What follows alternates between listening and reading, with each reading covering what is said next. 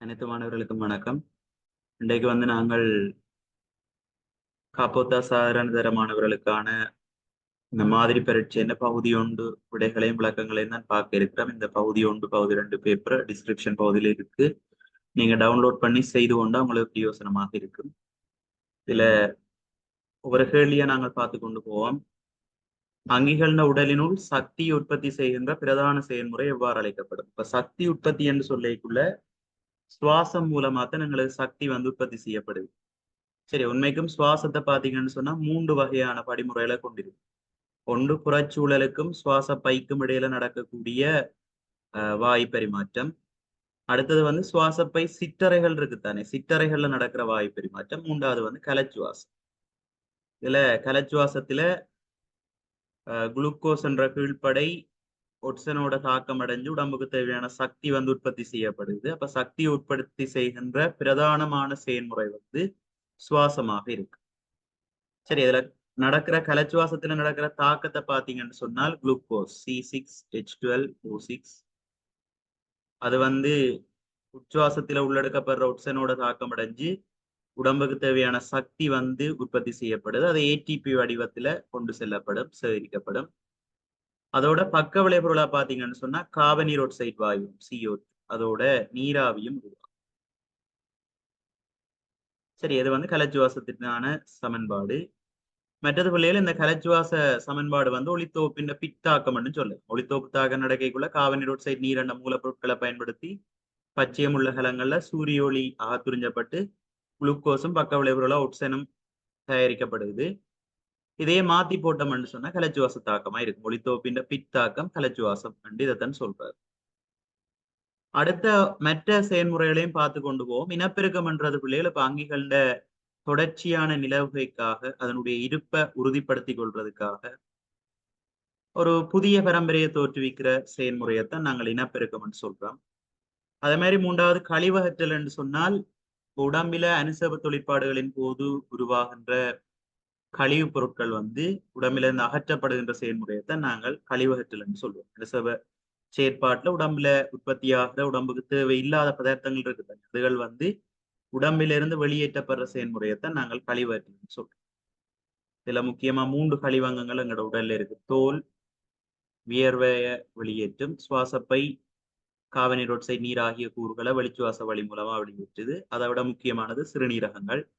சிறுநீரகங்கள் பிரதானமாக இந்த நைதரசன் கொண்ட கழிவுப் பொருட்களை வெளியேற்றுகின்ற ஒரு அங்கமாக காணப்படுது.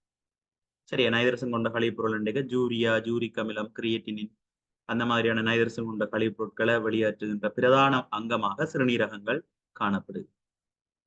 அதே மாதிரி 4வது இயைபாக்கம் என்று சொன்ன பிள்ளைகள் அகச்சூழல் புறச்சூழல் ஏற்படுகின்ற மாற்றங்களுக்கு ஏற்ற மாதிரி எங்கட உடற்செயற்பாடுகளை ஒழுங்கமைக்கிற ஒரு செயல்முறையைத்தான் இயைபாக்கம் என்று சொல்றோம். இசைவாக்கம் வேற, இயைபாக்கம் வேற. இயைபாக்கம் என்று சொன்னா புறச்சூழல் சூழல்ல ஏற்படுகின்ற மாற்றங்களுக்கு ஏற்ற மாதிரி எங்களோட உடல் இயக்கங்களை உடற்செயற்பாடுகளை மாற்றுகின்ற ஒரு செயல்முறை தான் இயைபாக்கம் என்று சொல்றோம்.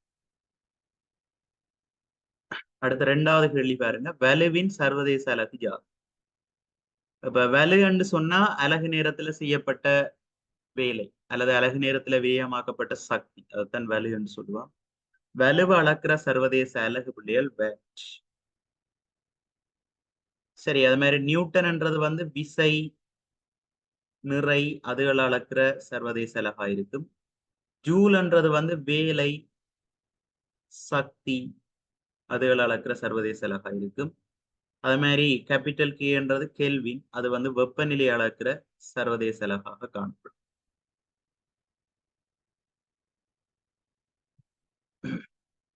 அடுத்த பாருங்க, 3வது இலங்கையின் தேசிய மரமான நாகமரத்தின் விஞ்ஞான பெயரினை இருசொற்பெயரிட்டின் மூலம் சரியாக குறிப்பிடுவது. இருசொற்பெயரிட என்று சொல்ல அதனுடைய நியதிகள் எங்களுக்கு தெரிஞ்சிருக்க வேணும். சாதிப்பெயர், இனப்பெயர் என்று சொல்லி 2 சொற்களை கொண்டு வேறுபடுத்தப்படும். சாதிப்பெயர்ன முதல் எழுத்து ஆங்கில கேபிட்டல் லெட்டர்ல இருக்க வேணும். மிச்ச எல்லா எழுத்துக்களுமே ஸ்மால் லெட்டர்ல இருக்க வேணும். சரி, அப்ப இது வராது, இது வராது, இது எல்லாமே ஸ்மால், இதுவும் வராது, பொருத்தமானது 2வது. சரியா, சாதிப்பெயர்ன முதல் எழுத்து கேபிட்டல் லெட்டர், மிச்சம் எல்லாமே சிறிய எழுத்துக்கள் இருக்கணும். சாதிப்பெயருக்கும் இனப்பெயருக்கும் இடையில இடைவெளி விடப்பட்டிருக்க வேண்டும். அடுத்தது வந்து நாங்கள் இப்படி அச்சிடைக்குள்ள இப்படி பிரிண்ட் டைப் பண்ணிக்குள்ள இட்டாலிக் சாய்வான எழுத்து பொறிமுறையில அச்சிடப்பட்டிருக்க வேண்டும். இதை விட கையால் எழுதினோம் என்று சொன்னால் சாதி பேருக்கு கீழையும் இனப்பேருக்கு கீழையும் ரெண்டு தனித்தனியாக அடிக்கோடிட்டு காட்ட வேண்டும். ரைட், வளம் இரு சொற்பெயரிட்டுக்குரிய நியதிகள். அடுத்த 4வது பாருங்க. சரி, அடுத்த 4வது கேள்வியை பாருங்க. காபனீரொட்சைட் வாயு கமநீர் ஆகிய காரணிகள் இரண்டும் கீழே தரப்பட்டுள்ள எச்சேற்பாட்டுக்கு அவசியமாகும். இது ரெண்டுமே ஒளித்தோப்புக்கு தான் அவசியம். ஒளித்தோப்பு நடக்கணும்னா காபனீரொட்சைட் நீர், இதை விட சூரிய ஒளி மற்ற பச்சையமுள்ள கலங்கள் அவசியம். காபனீரொட்சைட் வாயு நீர், இந்த ரெண்டும் ஒளித்தோப்புக்கு அவசியம். சுவாசத்துல பாத்தீங்கன்னா காபனீரொட்சைட் நீர் பக்க விளைபொருளாக வெளியேற்றப்படும். ஆவி உயிர்ப்பு என்று சொன்னா தாவர உடல்ல இருக்கக்கூடிய நீர் வந்து ஆவி நிலையில வெளியேறுகின்ற வாயு நிலையில வெளியேற்றப்படுகின்ற செயற்பாடுதான் ஆவி உயிர்ப்பு என்று சொல்றோம். கொண்டு செல்லல் என்று சொல்லேங்க அதுல நிறைய கொண்டு செல்லல் இருக்கு. இப்ப மண்ணிலிருந்து நீரும் கனிப்புகளும் கால் மூலமாக தாவரங்கள இலைகள் உயரமான பகுதிகளை நோக்கி எடுத்து செல்லப்படுறது இருக்கு. மற்றது உரியத்தினூடாக உணவு கொண்டு செல்லப்படுகின்ற செயற்பாடுகள் இருக்கு. அதெல்லாம் கொண்டு செல்லலுக்குள்ள வரும். அடுத்த 5வது, அருகில் காட்டப்பட்டுள்ள டிரான்சிஸ்டர் தொடர்பாக பொய்யான கூற்று. இது பாருங்க, இதுல டிரான்சிஸ்டர்ல 2 வகை இருக்கு. பிஎன்பி என்பிஎன் இருக்கு. இதுல இந்த பகுதி வை என்ற பகுதி இருக்கு தானே, அதை நாங்கள் பேஸ் என்று சொல்லுவோம், அடி என்று சொல்லுவோம். இதுல அம்புக்குறியோட தொடர்பட்ட பகுதி வந்து எமிட்டரா இருக்கும், காலி. மற்ற பகுதி வந்து கலெக்டர், சேகரிப்பானா இருக்கு. இதுல பிள்ளைகள் இந்த அம்புக்குறி எமிட்டர்ல இருந்து கலெக்டருக்கு போச்சுதுன்னு சொன்னால், உள்நோக்கி அமைஞ்சிருந்ததுன்னு சொன்னால், சரி, அம்புக்குறி உள்நோக்கி அமைஞ்சிருந்ததுன்னு சொன்னால் அது பிஎன்பி டிரான்சிஸ்டர். சரி, இந்த அம்புக்குறி இருக்கு தானே, இது வந்து உள்நோக்கி அமைஞ்சிருந்தா பிஎன்பி டிரான்சிஸ்டர்.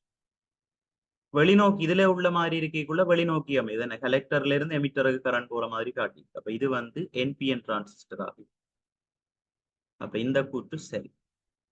சட்டென காட்டப்பட்டிருப்பது காலியா, அது பிள்ளை. சட்டென காட்டப்பட்டிருப்பது காலி என்ன, சரி, எமிட்டர் தானே காலி, ரைட், எமிட்டர் காலி என்றது சரி. இது ஒரு பிஎன்பி டிரான்சிஸ்டர் ஆகும் பிள்ளை. இது வந்து ஒரு என்பிஎன் டிரான்சிஸ்டர். பிஎன்பி என்று சொன்னா இந்த அம்புக்குறி வந்து உள்ளுக்குள்ள போற மாதிரி அமையும். சரி, மற்ற எல்லாம் மாறாம இருக்கும். இந்த அம்புக்குறி இருக்கு தானே, இது வந்து உள்நோக்கி போற மாதிரி அமைஞ்சால் அது பிஎன்பி டிரான்சிஸ்டர். அடுத்த பாருங்க, டிரான்சிஸ்டரின் தொழிற்பாட்டின் போது சற்றுடன் மின்கலத்தின் மறைவு முடிவிடம் இணைக்கப்படல் வேண்டும். சரி, இது வந்து இ என்றது நெகட்டிவ். ஆகவே இதோட வந்து நாங்கள் மறை முடிவிடத்தை இணைக்க வேணும். அந்த கூற்று சரி. நேரோட நேரையும் மறையோட மறைவையும் இணைப்போம். முன்முக கோடல்ல இணைப்போம். அடிகாலி சந்தி வந்து முன்முக கோடலையும் அடி சேகரிப்பான் சந்தியை வந்து பின்முக கோடலையும் இணைக்க வேணும். சரி, இப்ப அடிகாலி சந்தி வந்து முன்முக கோடல் என்று சொல்லிக்குள்ள மைனஸ் மைனஸோடையும் பிளஸ் பிளஸோடையும் இணைக்கப்படல் வேண்டும். எனவே அந்த கூற்றும் சரி.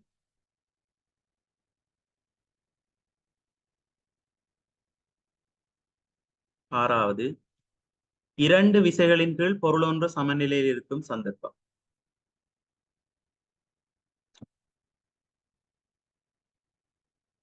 பாருங்க, மேசை மீது ஒரு புத்தகம் ஒன்று வைக்கப்பட்டிருக்கும் போது, மேசையில நாங்கள் ஒரு புத்தகம் ஒன்றை வச்சோம்னா புத்தகத்தினுடைய வெயிட் வந்து மேசையில தொழிற்படும், புத்தகத்தினுடைய நிறை வந்து மேசையில தொழிற்படும். அது மாதிரி மேசை வந்து என்ன செய்யும், புத்தகத்துக்கு செங்குத்தாக திசையில சமனாகவும் திசையில பரமல்ல சமனாயும் திசையில எதிராகவும் ஒரு மரதாக்கத்தை கொடுக்கும். அதுதான் செவ்வன் மரதாக்கம் சொல்லுவாங்க. புத்தகம் ஒன்று சமநிலையில் இருக்குதுன்னு சொன்னா நிறையும் செவ்வன் மரதாக்கம் ஒன்று கொண்டு சமனாக இருக்கவர். சரி, எனவே பொருத்தமான விட முதலாவது. மற்றது, மனிதன் ஒருவன் நிலையாக நிற்கும் போது, சரியா, மனிதன் ஒரு ஆள் நின்றாருன்னு சொன்னா அவற்றை நிறை கீழ் நோக்கி தொழிற்படும் டபிள்யூ. அவற்றை 2 பாதங்கள் வாயிலாக மறுதாக்கம் வந்து இங்க தொழிற்படும். இது 3 சமாந்திர விசைகளின் கீழ் சமநிலைக்கான ஒரு சந்தர்ப்பம். அது மாதிரி கதவை இழுக்கைக்குள்ள அது பொருள் சமநிலையில இல்லை. கரவலை இழுக்கும் போதும் பொருள் சமநிலையில இருக்கு இல்லை. நாங்கள் ஒரு புறவிசை ஒரு விளைவு விசை ஒன்று தொழிற்படுது. அப்ப சமநிலை என்றால் அது ரெண்டையும் சொல்லிடலாம். சரியான விட முதலாவது. ஏழாவது பாருங்க, ஒருவித்திலை தாவரங்கள் மற்றும் இருவித்திலை தாவரங்கள் தொடர்பான கூற்றுக்களுள் மிகச்சரியானது. ஒருவித்திலைன்னு சொன்னா பிள்ளைகள் வித்துக்கள்ல காணப்படுற அந்த வித்திலையில ஒரு வித்திலை காணப்படும், ஒரு முழியம் உண்டாயிருக்கும். இருவித்திலை என்று சொல்லிக்க 2 முழியங்கள் காணப்பட்ட அது இருவித்திலைன்னு சொல்லுவான்.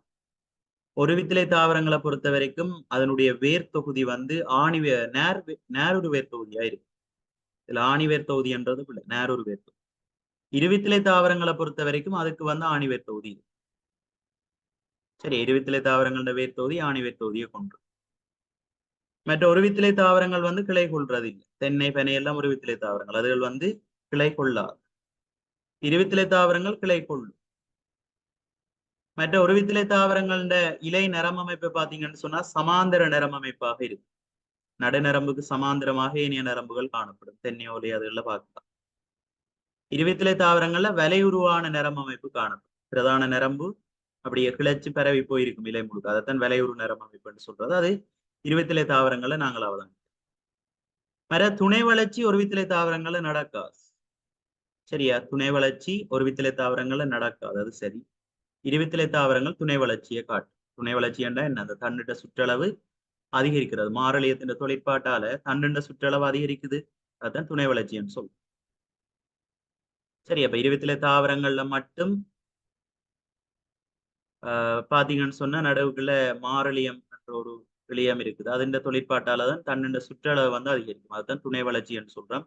இருவித்திலை தாவரங்கள்ல மட்டும் அந்த மாரழியம் இருக்கிறபடியே இருவித்திலை தாவரங்கள் மட்டும்தான் துணை வளர்ச்சியை காட்டும். ஒரு வித்திலை தாவரங்கள் துணை வளர்ச்சியை காட்டா. எனவே இதுல மிகச் சரியான கூற்று 4வது.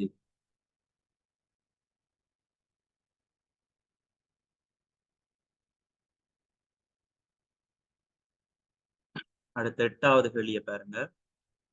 பிளமிங்கின் இடக்கை விதியை எந்த உபகரணத்தின் தொழிற்பாட்டினை அறிய பயன்படுத்த முடியும்? பிளமிங்கின் இடக்கை விதியை வந்து நாங்கள் இயக்க திசை அவதானிக்கிறதுக்கு பயன்படுத்தும். சரியா, இயக்கத்தை காண்றதுக்கு பயன்படுத்துறதான் பிளமிங்கின் இடக்கை விதி.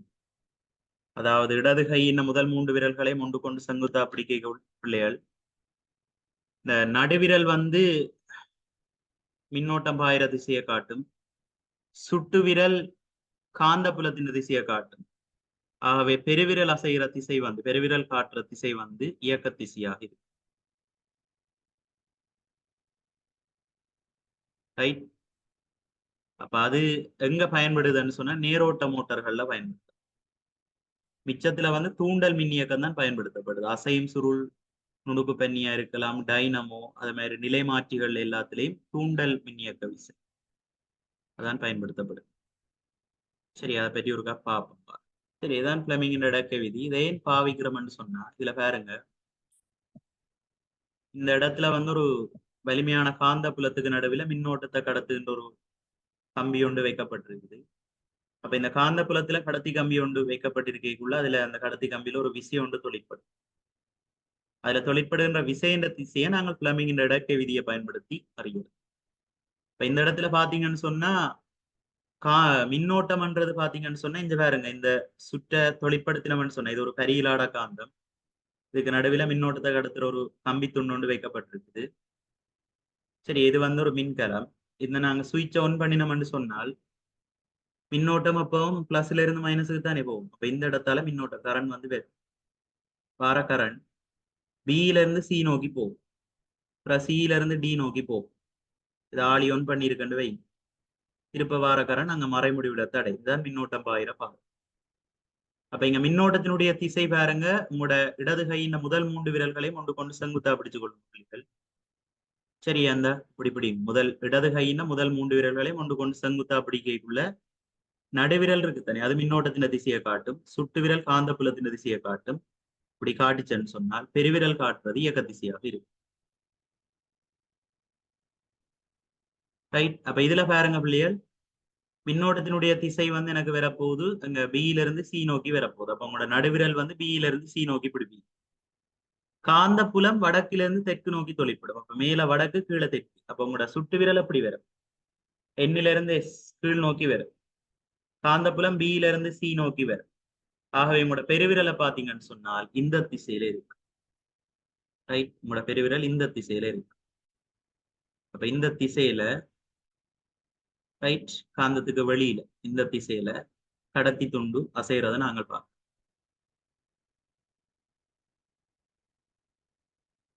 சரி, ஒரு காந்த புலத்துல மின்னோட்டத்தை காவுகின்ற ஒரு கடத்தி இருக்கைக்குள்ள அதுல தொழிற்படுகின்ற விசையை இனங்காண்றதுக்கு நாங்க பிளம்பிங் என்ற இடக்கை விதியை பயன்படுத்துவோம். இதுல தொழிற்படுகின்ற உபகரணங்கள் என்று பார்த்தோம்னா இந்த மின் மோட்டர், ஒலிபெருக்கி, ஸ்பீக்கர், கேல்வனோமானி, வோல்ட் மானி, ஆம்பியர் மானி, இதுகள் எல்லாம் இந்த தத்துவத்தை பயன்படுத்தி தொழிற்படும். மற்ற இதுக்கு மாறான ஒரு தத்துவம் இருக்கு, அதுதான் மின்காந்த தூண்டல் தத்துவம் என்று சொல்றோம். சரியா, இதுக்கு மாறான தத்துவம் இருக்குது, அதை வந்து மின்காந்த தூண்டல் தத்துவம் என்று சொல்றோம். அதை பற்றியும் பார்ப்போம்.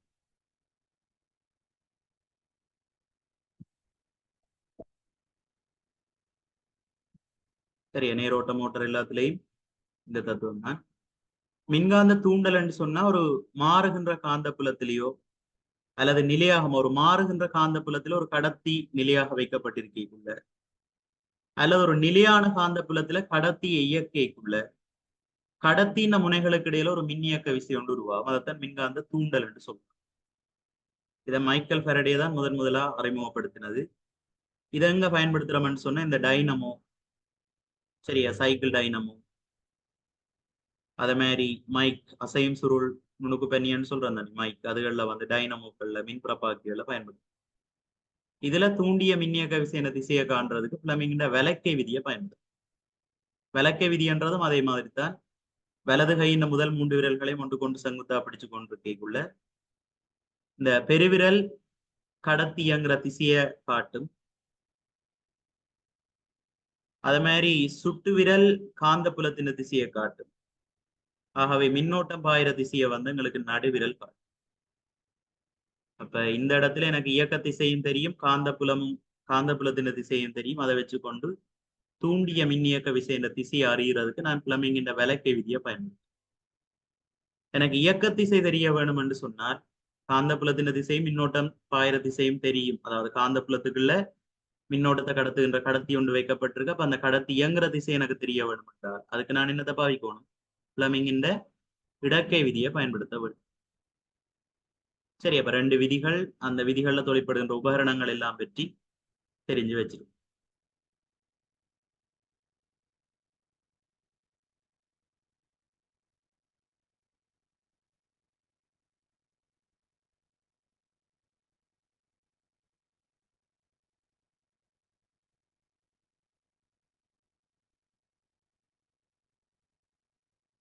அடுத்த வேறுங்க, பின்வரும் தாவர வித்துக்களில் மிதப்பதற்கு ஏற்ற முறையில் காற்றை உள்ளடக்கிய சுற்றுக்கணியத்தை கொண்டது எது? எல்லாமே பாத்தீங்கன்னா பிள்ளைகள் எல்லாமே நீரால பரம்பலடையக்கூடிய வித்துக்கள் தான் காட்டப்பட்டு. தேங்காய், கத்தாப்பூ, தாமரை, நீரல்லி, இது எல்லாமே நீரால தான் பரவலடை. நீரால பரவலடைகிறதுக்கு அவர் என்ன இசைவாக்கத்தை கொண்டிருக்குது என்றதான் எங்களுக்கு தேவை. மிதப்பதற்கேற்ற முறையில காற்றை உள்ளடக்கிய சுற்றுக்கணி. சரியா, மிதப்பதற்கு உதவக்கூடிய வகையில காற்றை உள்ளடக்கிய சுற்றுக்கணியம் தான் எங்களுக்கு கேள்படு.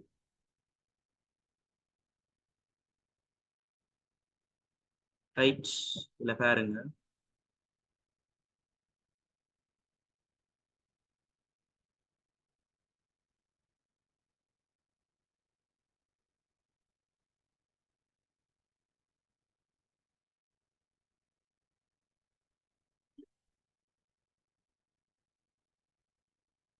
பாருங்க இதுல உள்ளது எல்லாமே நீரால பரவலடையும்.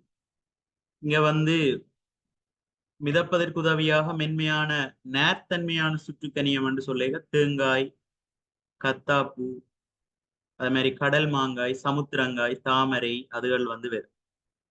மிதப்பதற்கு ஏற்ற முறையில காற்றை உள்ளடக்கிய சுற்றுக்கணியம் என்று சொல்லுங்க தாமரை. சரியா, மிதப்பதற்கு ஏற்ற வகையில காற்றை உள்ளடக்கிய சுற்றுக்கணியம். வழி நிரம்பிய வித்தோட்டை கொண்டிருத்தல் அதுக்கு உதாரணமா நீரழிய நாங்க கொடுப்போம். சரி, எனவே இந்த கேட்கப்பட்ட கேள்வி வந்து மிதப்பதற்கு ஏற்ற முறையில காற்றை உள்ளடக்கிய கணியத்தை கொண்டிருக்கும் என்றுதான் கேட்டது. அவை அதுக்கு பொருத்தமான விட தாமரை. இப்படி ஒவ்வொன்றுக்கும் இருக்கக்கூடிய இசைவாக்கங்கள் தெரிஞ்சிருக்க வேண்டும். சரி, அப்ப இதுக்கு பொருத்தமானது தாமரை. நீரல்லி என்ற வழி நிரம்பிய வித்தோட்டை கொண்டிருக்கும். வழி நிரம்பிய வித்தோல்.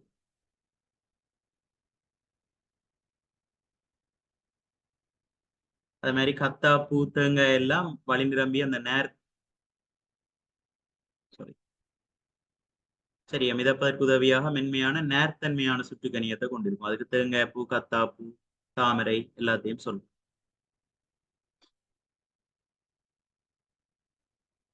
அடுத்த பாருங்க,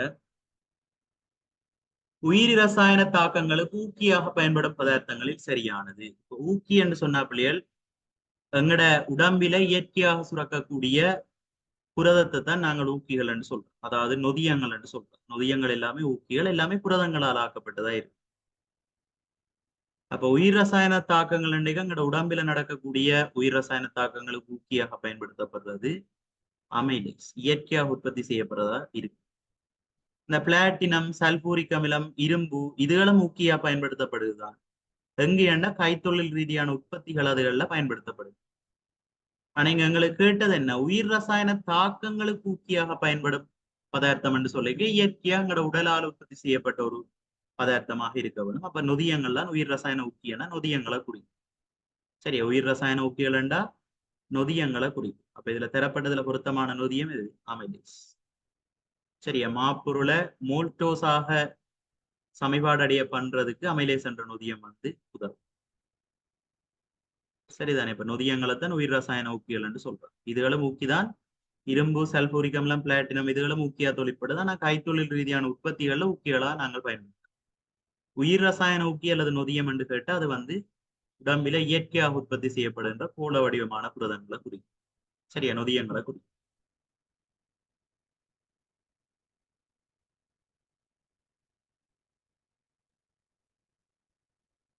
பதினோராவது கேள்வியை பாருங்க பிள்ளைகள். கால்சியம் மற்றும் பொஸ்பரஸ் அகத்துறிஞ்சலை கட்டுப்படுத்தும் விட்டம். கால்சியம் மற்றும் பொஸ்பரஸின் அகத்துறிஞ்சலை கட்டுப்படுத்துகின்ற விட்டம். இதுல எங்களுக்கு இந்த விட்டமின்கள தொழிற்பாடும் தெரிஞ்சிருக்க வேண்டும். சரியா, விட்டமின்கள குறைபாட்டு அறிகுறிகள் அதே மாதிரி பயன்பாடுகள் எல்லாம் தெரிஞ்சிருக்கோம். விட்டமின் ஏ பாருங்க, பார்வை சம்பந்தப்பட்டது, பார்வைக்கு அவசியம். தோல் ஆரோக்கியமா பண்றதுக்கு அவசியம். குறைபாட்டு நோய்கள் அண்டைக மாலை கண், கண்ணில பீட்டோ புள்ளிகள் உருவாறது, தோல் உலர்ந்து காணப்படுறது. அது மாதிரி முழங்கால், முழங்கை போன்ற இடங்கள்ல முள் மாதிரியான குப்புளங்கள் இருக்கிறது. சுவாச தொகுதியோட சம்பந்தப்பட்ட நோய்கள் விட்டமின் ஏ குறைபாட்டாலே. அடுத்த பாருங்க, விட்டமின் டி. கால்சியம் பொஸ்பரஸ் அகத்துறிஞ்சலை கட்டுப்படுத்துறது விட்டமின் டி. உங்களுக்கு தெரியும், கால்சியம் அதுகள் எண்புகள், பற்கள் அதன் வளர்ச்சிக்கு அவசியமான ஒரு கூறுதான் கால்சியம். அப்ப விட்டமின் டி குறைபாட்டால் ஏற்படக்கூடிய பிரச்சனைகள் என்று சொல்லி எண்பு சம்பந்தப்பட்ட நோய்கள் வேறு. சிறுவர்கள் எண்புருக்கி, வளர்ந்தாக்கள் ஒஸ்டியோபொரோசிஸ், ஒஸ்டியோமெலேசியா போன்ற எண்பு சம்பந்தப்பட்ட நோய்கள் விட்டமின் டி குறைபாட்டால ஏற்படுது. இந்த விட்டமின் டி தான் கால்சியம் பொஸ்பரஸ் அகத்துறிஞ்சலை கட்டுப்படுது. அதே மாதிரி பிள்ளைகள் விட்டமின் கே என்றது குருதி உறைவதற்கு தேவையான கூறுகளை உருவாக்க பயன்படும். விட்டமின் கே குறைபாட்டால குருதி உறைகிறது தாமதமாகிற குறைபாடு ஏற்படுது. அது மாதிரி விட்டமின் இ இளியங்கள் கலங்கண்ட வளர்ச்சிக்கு உதவுது.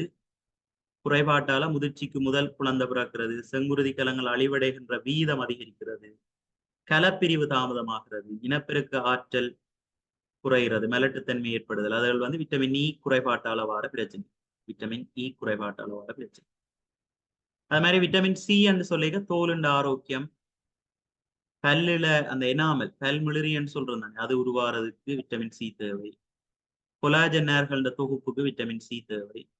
குறைபாட்டால ஸ்கேவி நோய், முரசு கரைகிறது, உள்ளக குருதி பெருக்கு, நோய்கள் குணமாறது தாமதம் அடைகிறது, இப்படியான பிரச்சனைகள் ஏற்படுது விட்டமின் சி இந்த குறைபாட்டால். அடுத்த விட்டமின் பி. நரம்புலியங்கள்ட பேணுகை, செங்குளியங்கள்ட உற்பத்திக்கு எல்லாம் விட்டமின் பி தேவை. அதோட விட்டமின் ஏ மாதிரி தோலின் ஆரோக்கியத்தை பண்றது, கொழுப்பு அனுசவம் அடைகிறதுக்கு, செவ்வென்பு மச்சைகள உருவாக்கத்துக்கு, வெண்குளியங்கள முதிர்ச்சிக்கெல்லாம் விட்டமின் பி தேவை. இந்த குறைபாட்டால குருதிச்சோகை, பெரி பெரி நோய், உலர்ந்த தோல், நிறமாற்றம், பிறபொருள் எதிரிகள உற்பத்தி குறைகிறது. சரியா, வெண்குளியங்கள முதிர்ச்சிக்கு விட்டமின் பி தேவை. அப்ப விட்டமின் பி குறைபாட்டால பிறபொருள் எதிரிகள உற்பத்தி என்ன செய்யும், குறைபாடு. ஒன்னோட ஒன்று தொடர்படுத்தி ஞாபகம் வச்சிருக்கலாம் சில விஷயம். எல்லாமே பாடமாக்கணும்னு அவசியம் இல்லை, ஒன்றோட ஒன்று தொடர்படுத்தி சிலதை ஞாபகம் வச்சிருக்கு. சரியா, விட்டமின் பி வெண்குளியங்கள முதிர்ச்சிக்கு உதவுதுண்டா, வெண்குளியங்கள் மூலமா தான் புறப்பொருள் எதிரிகள் வந்து உற்பத்தி செய்யுது. அப்ப விட்டமின் பி எங்களோட உடம்புல குறைஞ்சதுன்னு சொன்னா புறப்பொருள் எதிரிகள் உற்பத்தியும் என்ன செய்யும், குறைவடை. அது மாதிரி இப்ப இந்த கேள்விக்கு பார்த்ததை நாங்க தொடர்படுத்தி ஞாபகத்துல வச்சிருக்கோம். சரியா, கால்சியம் பாஸ்பரஸ் அகத்துறிஞ்சலை கட்டுப்படுத்துறது விட்டமின் டி. இப்ப விட்டமின் டி குறைபாடு ஏற்பட்டதுன்னு சொன்னா எண்பு சம்பந்தப்பட்ட நோய்கள் வரும். கால்சியம் தான் எண்பு வளர்ச்சிக்கு காரணம். இப்ப சிறுவர்கள் எண்புருக்கியும், முதியவர்கள் ஒஸ்டியோபோரோசிஸ், ஒஸ்டியோமெலேசியாதுகள் விட்டமின் டி குறைபாட்டால ஏற்படும். சரியா, இப்ப போடுவீங்க கால்சியம் மற்றும் பாஸ்பரஸ் அகத்துறிஞ்சலை கட்டுப்படுத்தும் விட்டமின் எதுன்னு கேட்டா விட்டமின் டி. 12வது கேள்வியை பாருங்க. அருகில் நீர் நடத்திய அளவிட பயன்படும் நீரமானியுடன் கூடிய அமைப்பு காட்டப்பட்டுள்ளது. அதனுடன் தொடர்பட்ட உண்மையான கூற்று பின்வருவனவற்றுள் எது? சரியா, நீரமானி ஒன்று ஒரு அளவு சாடிக்குள்ள நீர் எடுக்கப்பட்டிருக்கு, அதுக்குள்ள அமர்த்தி வைக்கப்பட்டிருக்குது. முதலாவது பாருங்க, நீரின் மூலம் நீரமானி மீது பிரயோகிக்கப்படுகின்ற மேலுதைப்பு நீரமானியின் மொத்த நிறைக்கு சமம். அது சரி, நீரமானி நீருக்குள்ள பகுதியாக அமிழ்ந்து மிதக்குது. ஆகவே நீரால நீரமானிக்கு கொடுக்கப்படுகின்ற மேலுதைப்பு நீரமானியின் நிறைக்கு சமம். U சமன் W. இந்த கூட்டு சரி. மற்றதையும் பார்ப்போம். நீரமானியினால் இடம்பெயர்க்கப்படுகின்ற நீரின் நிறை நீரமானியின் திரவத்தில் அமர்ந்திருக்கும் பகுதியின் நிறைக்கு சமன் என்றுதார். இது பிழை. நீரமானியால் இடம்பெயர்க்கப்படுகின்ற நீரின் நிறை எதுக்கு சமன் என்று கேட்டா நீரால நீரமானிக்கு வழங்கப்படுகின்ற மேலுதைப்புக்குத்தான் சமனாக இருக்கு. இங்கு அமர்ந்திருக்கின்ற பகுதியின் நிறைக்கு சமன் என்று தந்திருக்கிறபடியே இந்த கூற்று பிழை. அடுத்த பாருங்க, நீரமானியினால் இடம்பெயர்க்கப்படுகின்ற திரவத்தின் கனவளவு நீரமானியின் மொத்த கனவளவுக்கு சமன் என்று தந்திருக்க. நீரமானியால் இடம்பெயர்க்கப்படுகின்ற திரவத்தின் கனவளவு நீரமானி அமிழ்ந்திருக்கிற இந்த பகுதியின் கனவளவுக்குத்தான் சமனாக இருக்கு, மொத்த கனவளவுக்கு சமனாக இருக்கா. அதுவும் பிழை. அடுத்து நீரமானின் அடர்த்தி நீரின் அடர்த்திக்கு சமன் என்று வந்திருக்கு, அதுவும் பிழை. எனவே சரியானது வந்து முதலாவது. சரி,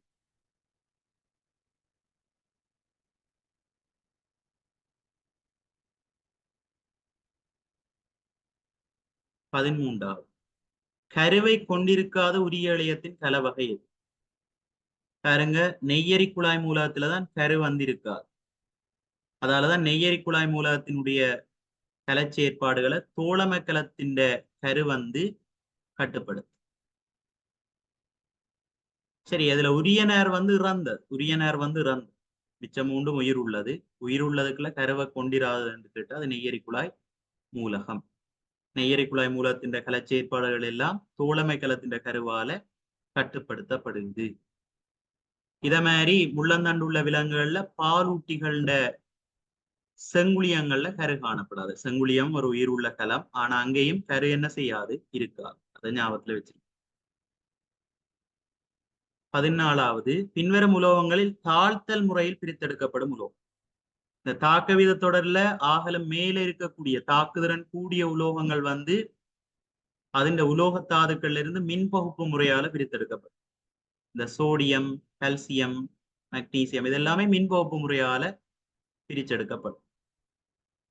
நடுவுக்குள்ள ஆக்கள் இருக்குதானே, இரும்பு அந்த மாதிரியான ஆக்கள் வந்து தாழ்த்தல் முறையில, இப்ப இரும்பு வந்து கார்பனோர் ஆக்சைட்டை பயன்படுத்தி தாழ்த்தி பிரித்தெடுக்கப்படும். கீழே இருக்கிற பொன், வெள்ளி, பிளாட்டினம் மாதிரியான தாக்குதிறன் குறைவான ஆக்கள் வந்து பௌதிக ரீதியான பொறிமுறை ரீதியான வேறாக்களால பிரிச்செடுக்கப்படும்.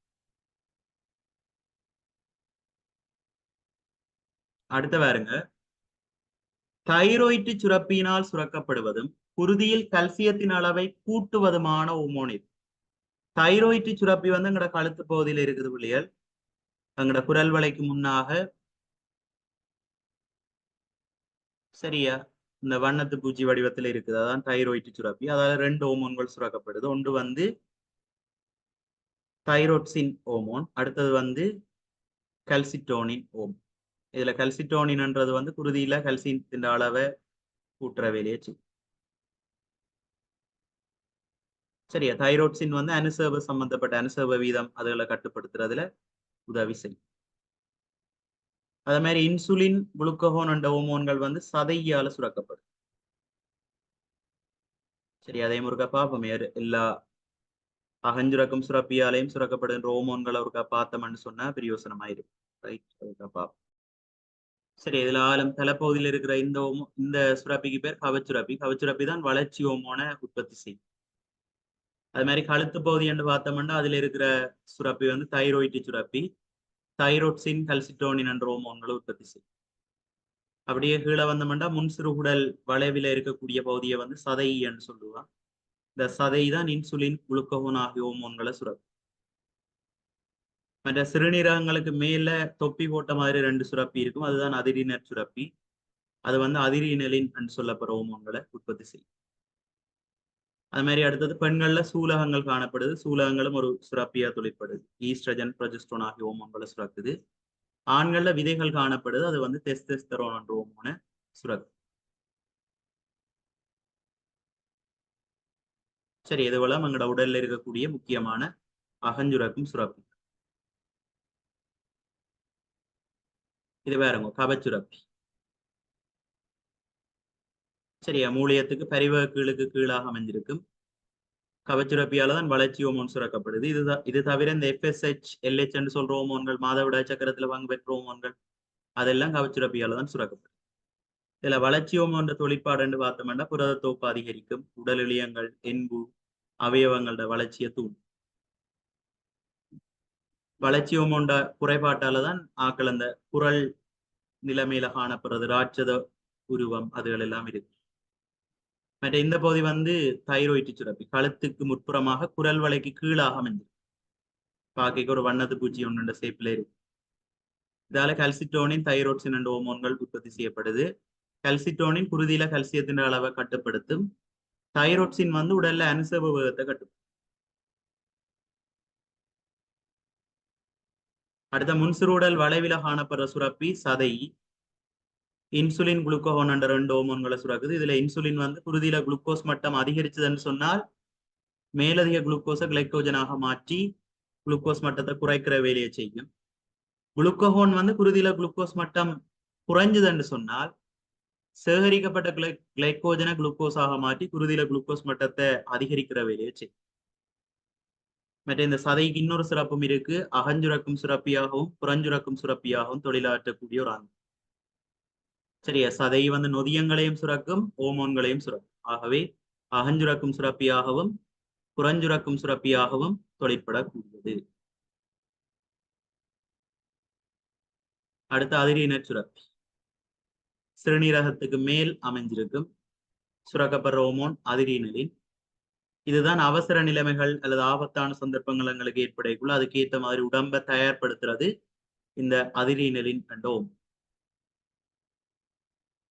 சரியா, சிறுநீரகத்துக்கு மேல தொப்பி போட்ட மாதிரி இருக்கும் அதிரீனர் சுரப்பி. சுரக்கப்படுகின்ற ஹோமோன் அதிரீனல். அடுத்த ஆண்கள்ல விதைகள் சுரக்கிற ஹோமோன் டெஸ்டோஸ்டெரோன். இது ஆண்ட துணைப்பாலியல்களை தோற்றுவிக்கும், விந்து உற்பத்தியை தூண்டும். அதே மாதிரி பெண்கள்ல சூலகம் காணப்படுது. அதுவும் ஒரு சுரப்பியா தொழிற்படும். ஈஸ்ட்ரஜன், ப்ரொஜெஸ்டரோன் என்ற ஹோமோன்களை சுரக்குது. அவற்றை தொழிற்பாடு வந்து பெண்ணின் துணைப்பாலியல்களுக்கு காரணமாக இருக்கும். அதோட மாதவிடாய் வட்டம், கர்ப்பிணித்தன்மை அதுகளையும் கட்டுப்படுத்துற வேலையை செய்யும். சரியா, சூலகங்கள். ரைட், இதான் சூலகங்கள். ஒரு சோடி சூலகங்கள் இருக்கு. அது ஒரு சுரப்பியா தொழிற்படும்.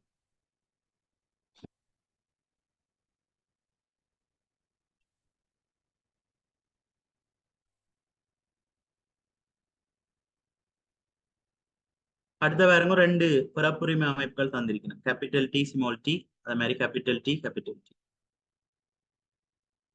இந்த 2 அங்கிகளையும் இனங்கலக்கும் போது கிடைக்கும் தோற்ற அமைப்பு விகிதம். கிடைக்கிற தோற்ற அமைப்பு கிடைக்கும். இப்ப இதுல உங்களுக்கு தெரியும் பிள்ளைகள், கேபிட்டல் டி என்றால் ஆட்சியான அமைப்பு, அது உயரத்தை குறிக்கும். ஸ்மால் டி என்று சொன்னா பின்னடைவான அமைப்பு, அது வந்து குட்டியை குறிக்கும். ஒரு கேபிட்டல் டீம் ஒரு ஸ்மால் டீம் என்று சொல்லிக்க அதுல வந்து உயரமான இயல்பு தான் வெளிக்காட்டப்படும். அது மாதிரி ரெண்டுமே கேபிட்டல் டீயா இருந்தா அது வந்து தூய வழி வந்து உயரமான தாவரம் இருக்கும். இப்ப இது ரெண்டையும் இனங்கலர்ப்பு செய்யும். சரி, அப்ப அதை நான் புனட் சதுர வடிவத்துல காட்டுறேன். அது ஈஸி தான், புனட் சதுரத்துல காட்டுறேன். புனட் சதுரம். இதுல ஒரு வெக்டர் கேபிட்டல் டி போடுவோம். இதுல மெட்ட vector capital D small D.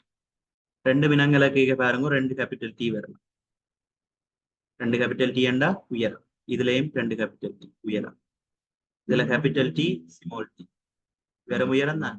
அதே மாதிரி இங்காலையும் கேபிட்டல் டி ஸ்மால் டி உயரம். சரி, அப்ப எங்களுக்கு வார மகட் பாத்தீங்கன்னா capital T capital T capital T capital T capital D small T capital D small T. Right. எல்லாமே உயரமான தாவரங்களா தான் இருக்கு. சகலதும் உயரமான தாவரங்களா தான் இருக்கு. தோற்ற அமைப்பு வீதம் என்று சொல்லி எல்லாமே உயரம் என்று தானே சொல்லுவோம். ரைட். ஆனா பிறப்புரிமை அமைப்புன்னு சொன்னோம்னா தூய வழி உயரமா இருக்கிறது ரெண்டு தாவரங்கள் கேபிட்டல் டி கேபிட்டல் டி. அதே மாதிரி இதர நுகநிலையில காணப்படுகின்றது ரெண்டு தாவரங்கள். அப்ப பிறப்புரிமை அமைப்பு கேட்டா ஒன்று கண்டு கொடுக்கலாம்.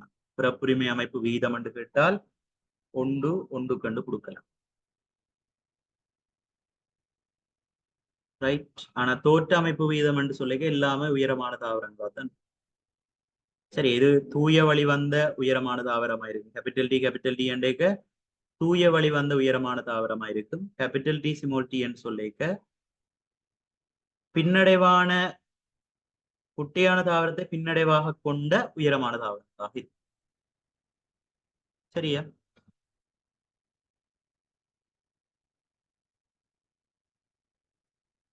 அடுத்தது 17வது. பொட்டாசியம் பெரமங்கனேட்டின் சார்மூல கூட்டுத்திணிவு தந்திருக்கிற 158. இதற்கேற்ப 158 சமன் பொட்டாசியம் பெரமங்கனேட்டின் திணிவின் கீழ் எக்ஸ் என்னும் தொடர்புடைமையில் எக்ஸினால் வகை குறிக்கப்படுவது. இப்ப சார்மூல கூட்டுத்திணிவுன்னு சொல்ற பிள்ளைகள் ஒரு அணுத்திணிவு அலக அல்லது ஒரு அணுவின் திணிவை நியமமா வச்சுதான் நாங்க குறிப்பிடுகின்றோம். அது 12 கார்பன் 12 C6 அணுவின் திணிவின் 12 ஒரு பங்காக இருக்கு. சரியா? 12 C6 அணுவின் திணிவின் 12 ஒரு பங்காக இருக்கு. அப்ப அதை சரியா காட்டுற விட 2 மூலத்திணிவண்டு வராது. இது அணுவின் திணிவு தர 12 இருக்கு. இதுவும் வராது பொருத்தமானது அணுவின் திணிவின் 12 ஒரு பங்கு. இதைத்தான் ஒரு அணுத்திணிவு அலகு என்று சொல்லும். 18 0.25 டெசிமீட்டர் -3 சரிவுடைய 500 சென்டிமீட்டர் கியூப் குளுக்கோஸ் கரைசலை தயாரிக்க தேவையான குளுக்கோஸின் திணிவு கேட்டு. குளுக்கோஸின் சார்மூல கூட்டு திணிவு தந்திருக்கு 180. சரி, அப்ப இதை முதல் எடுங்க. 0.25 டெசிமீட்டர் -3, அதாவது ஒரு டெசிமீட்டர் கியூப்புக்குள்ளே எவ்வளவு குளுக்கோஸ் மூல் இருக்கு? 0.25 மூல் இருக்கு. அதாவது ஒரு டெசிமீட்டர் கியூப் என்று சொன்னால் 1000 சென்டிமீட்டர் கியூப்புக்கு சமம். அப்ப 1000க்குள்ள எவ்வளவு இருக்கா? 1000 சென்டிமீட்டர் கியூப்புக்குள்ள எவ்வளவு இருக்கு? 0.25 மூல் இருக்கு. இப்ப நாங்கள் தயாரிக்க வேண்டிய குளுக்கோஸின் கனவளவு, குளுக்கோஸ் கரைசல் கனவளவு எவ்வளவு? 500 சென்டிமீட்டர். 1000க்குள்ள 0.25 இருந்து 500க்குள்ள எவ்வளவு கண்டுபிடிக்கலாம் தானே? இந்த 2 வெட்டப்படும். 5ஆல சுருக்கலாம் 2. இப்ப 0.25 கீழ் 2 மூல் 2 பேர். இப்ப எங்களுக்கு தேவை அந்த மூல தயாரிக்க தேவையான குளுக்கோஸின் திணிவு தான் தேவை. இப்ப ஒரு மூல் குளுக்கோஸின் திணிவு எவ்வளவு? 180. ஆகவே 0.25 கீழ் 2 மூல் குளுக்கோஸின் திணிவு எவ்வளவு? இதை 180ஆல பெருக்கினோம்னு சொன்னால் எங்களுக்கு 0.25 கீழ் 2 மூல் குளுக்கோஸின் திணிவு எவ்வளவு சுருக்குங்க. 2ஆல சுருக்கினா 9 0. சரியா? 9ஆல முதல் சுருக்கும். 95 45 4 மிச்சம் 92 18 4 22. 2 தசமதானம் தள்ளி குத்தினோம்டா சரி. சரி, அப்ப 0 பெருக்கினா 0 வரும். 2 தசமதானம் தள்ளிக்கு 22.5 கிராம் வரும். 3வது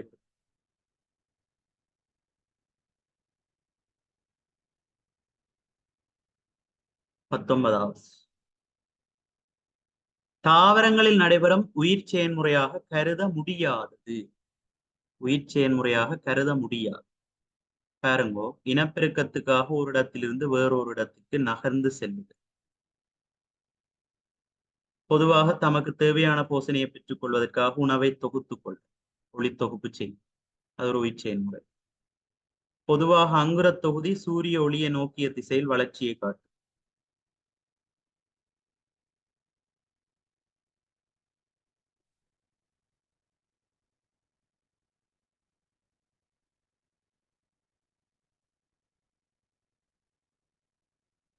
சரியா? பொதுவாக அங்குரத் தொகுதி சூரிய ஒளியை நோக்கிய திசையில் வளர்ச்சியை காட்டுதல். வளர்ச்சி. சரி. ஒளித்தோப்பின் போதும் சுவாசத்தின் போதும் கழிவகற்றலை மேற்கொள்ளும். கழிவகற்றலும் சரி. அடுத்த இனப்பெருக்கத்துக்காக ஒரு இடத்திலிருந்து வேறொரு இடத்துக்கு நகர்ந்து செல்லுதல். நகர்ந்துன்றது தாவரங்கள் வந்து நகருமா? இல்லத்தான். தாவரங்கள் வந்து நகர்ந்து செல்லும்ன்றது பொருத்தமற்ற ஒரு கூற்று. ஆகவே இதுல ஒப்பீட்டளவில் பார்த்தோம்னா புலியானது முதலாவது.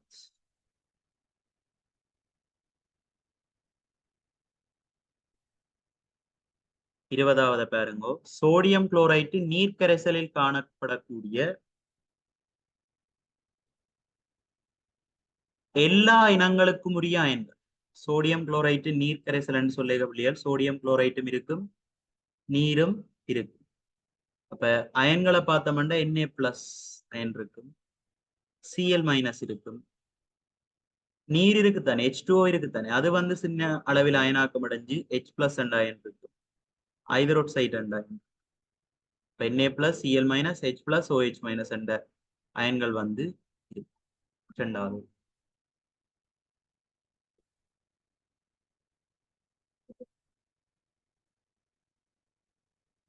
இருபத்தி ஒன்று பாருங்க. 21, 22 வினாக்கள் ஹைட்ரஜன் பெராக்சைட்டின் இரசாயன பிரிகை தாக்கம் தொடர்பானதாகவும் அமைகிறது. தாக்கம் தந்திருக்கணும். 10H2O2 பிரிகை அடைஞ்சு நீராகவும் ஒட்சனாகவும் வெளிவார தாக்கத்துக்கான சமப்படுத்திய சமன்பாடு தந்திருக்கு. கேள்வி பாருங்க. ஒரு மூல் ஹைட்ரஜன் பெராக்சைடு பிரிகை அடைந்து பெறப்படும் ஒட்சன் அணுக்களின் எண்ணிக்கை. இல்ல பாருங்க பிள்ளைகள், 2 மூல் ஹைட்ரஜன் பெராக்சைடு பிரிகை அடைஞ்சால் எங்களுக்கு எவ்வளவு மூல் ஒட்சன் கிடைக்குது? 1 மூல் ஒட்சன் கிடைக்கும். சரியா? 2 மூல் பிரிகை அடைஞ்சா 1 மூல் கிடைக்குது, அரைவாசி கிடைக்குது. அப்ப 1 மூல் ஹைட்ரஜன் பெராக்சைடு பிரிகை அடைஞ்சா எவ்வளவு கிடைக்கும்? 0.5 மூல் ஒட்சன் கிடைக்கும். விளங்குதா? சமப்படுத்திய அந்த தாக்கத்தின்படி 2 மூல் ஹைட்ரஜன் பெராக்சைடு பிரிகை அடைஞ்சால் 1 மூல் ஒட்சன் கிடைக்கும். நீங்க கேள்வியில தாரார் 1 மூல் ஹைட்ரஜன் பெராக்சைடு பிரிகை அடைய போற. 1 மூல் பிரிகை அடைஞ்சா அரைவாசி தானே கிடைக்கும், 0.5 மூல் கிடைக்கும். கேட்டது அணுக்கள் எண்ணி. ஒரு மூல்ல 6.022 தர 1023 அணுக்கள் இருக்கு. ஆகவே அரை மூல்ல எவ்வளவு இருக்கு? அந்த பெருமானத்தை அரையால பெருக்க வேண்டும். சரி, அப்ப பொருத்தமான விட 2 ஆகும்.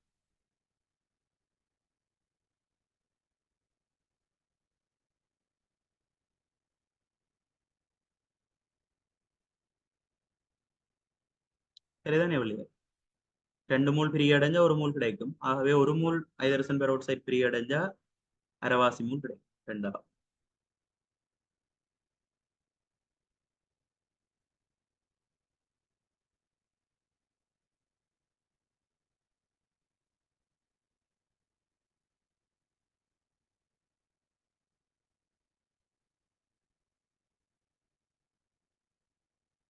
அடுத்த பாருங்க. 1 மூல் ஒட்சன் வாயு உற்பத்தி செய்வதற்கு பிரிகை செய்ய வேண்டிய ஹைட்ரஜன் பெராக்சைட்டின் தெரியும்.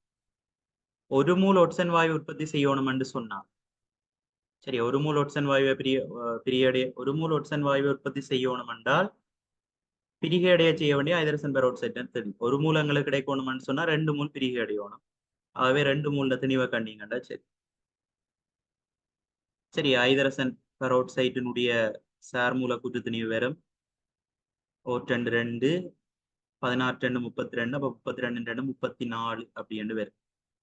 34ன்றது 1 மூல்ல திணிவு. எங்களுக்கு 1 மூல் ஒட்சன் வேணுமெண்டா 2 மூல் இல்லை பிரிகை அடையணும். 34 2ஆல பெருக்கினீங்கன்னு சொன்னா 68 கிராம். 68 கிராம் பிரிகை அடைஞ்சாதான் எங்களுக்கு 1 மூல் ஒட்சன் கிடைக்கும்.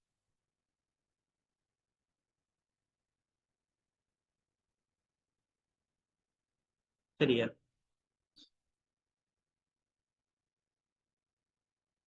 அடுத்த பாருங்க. பின்வருவனவற்றுள் ஹைட்ரஜன் வாயு பயன்படுத்தப்படும் சந்தர்ப்பமாக அமைவது. ரைட். இதுல சுழியோடிகள பயன்பாட்டுக்கு கொடுக்கிறது ஒட்சிசன். கார்போனிக் அமில உற்பத்திக்கு பயன்படுறது கார்பனீர் ஆக்சைடு. ராக்கெட் எரிபொருளாக நாங்கள் ஐதரசன் வாயுவைத்தான் பயன்படுத்துறோம். திரவ ஐதரசனை பயன்படுத்துறோம். சரி, அப்ப பொருத்தமானது 4வது விடை. ரைட். அது மாதிரி சல்பூரிக் அமில உற்பத்திக்கு பயன்படுத்தப்படுறது வந்து ஒட்சன் வாயு.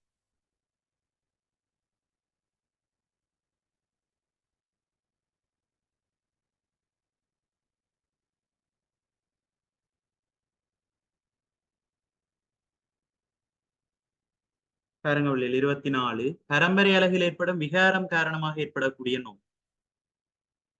சரியா, விகாரம் காரணமா தலசீமியா ஏற்படும். அடுத்த வந்து வெளுரல் அல்பினிசம்னு சொல்லுவோம், அது ஏற்படும்.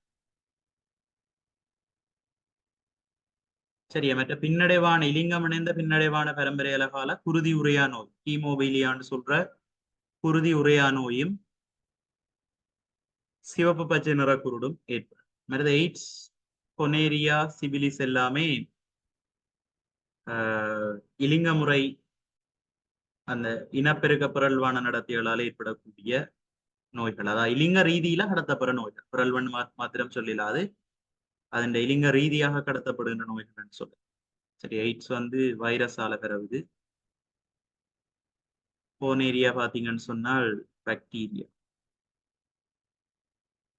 சிபிலிசம் வந்து வைரஸால தான் ஏற்படும்.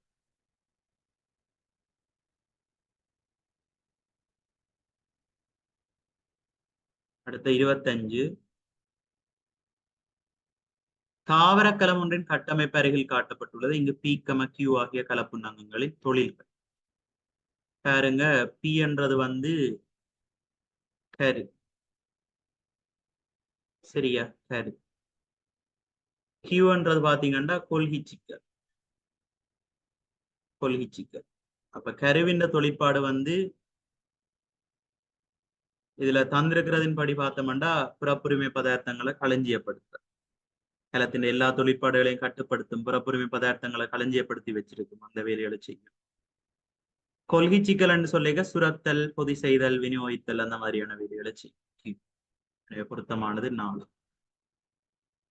சக்தி உற்பத்தி என்று வந்தா அது வந்து இளைமணிதான் சக்தி உற்பத்தி செய்யும். ரைட். அது மாதிரி அகமுதல் ஒரு சிறுவலை இருக்குதானே, அதுல ரைபோசோம்கள் ஒட்டி இருந்ததுன்னு சொன்னா அழுத்தமற்ற அகமுதல் சிறுவலைன்னு சொல்லுவா. அது புரத கடத்தல செய்யும். ரைபோசோம்கள் காணப்படாட்டி அழுத்தமான அகமுதல் சிறுவலைன்னு சொல்லுவோம். அது லிப்பிட்டுகள், ஸ்டெராய்டுகளை தொகுக்க உதவும். மற்ற பச்சையொரு மணி உங்களுக்கு தெரியும், ஒளித்தொகுப்பு. தாவரங்கள நடுவுக்குள்ள இருக்கிற இந்த புன்னங்கத்துக்கு பேர் மைய புன்வெற்றிடம், பெரிய மைய புன்வெற்றிடம்னு சொல்லுவா. இது கலத்தின நீட் சமநிலையை பேணுறது உதவும். சரி, மற்ற புன்வெற்றிடத்தை போர்த்தி இருக்கிற வளிமென்சவை சொல்றது இழுவிசை ரசனி என்று சொல்லுவோம். அடுத்த பாருங்க 26. ஆபத்தான வளைவுகளில் வாகனங்களுக்கு ஏற்படும் விபத்துக்களை தவிர்ப்பதற்காக பயன்படுத்தப்படுகின்ற ஒளியியல் உபகரணம் புவிவாடி. சரியா, வீதிகள்ல பாத்தீங்கன்னு சொன்னா இந்த பெரிய ஆக்சிடென்ட்கள் நடக்கக்கூடிய அல்லது வளைவுகள் இருக்கக்கூடிய இடங்கள்ல வந்து புவிவாடிகள் பொருத்தப்பட்டு, மற்ற வாகனங்களோட பக்காடியாகவும் புவிவாடி தான் இருக்கு. அப்ப இதே ஏன்னு கேட்டா புவிவாடிக்கு முன்னால பொருள் எந்த இடத்துல இருந்தாலும் எந்த தூரத்துல இருந்தாலும் அவங்களுக்கு விழப்போற பிம்பம் உருச்சிருத்த நிமிர்ந்த மாய பிம்பம் தான் விழும். அப்ப அதை வச்சுக்கொண்டு தூரத்துல வருகின்ற எல்லா வாகனங்களையும் ஒரு சின்ன இடத்துக்குள்ள பார்க்கலாம். அதாவது பிறந்த பார்வை புல வீச்சு எங்களுக்கு கொடுக்கும். அதால இந்த வாகனங்கள் வளைவுகள் அதுகள்ல ஏற்படுற விபத்துக்களை தவிர்ப்பதற்கு இந்த ஆடிகளை பயன்படுத்தும்.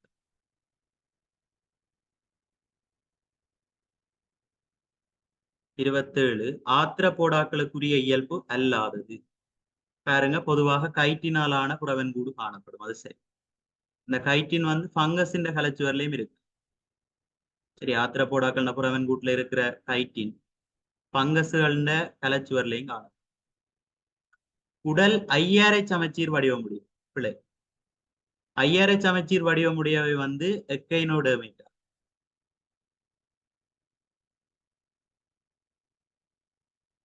தான் ஐயாரை சமச்சீர்.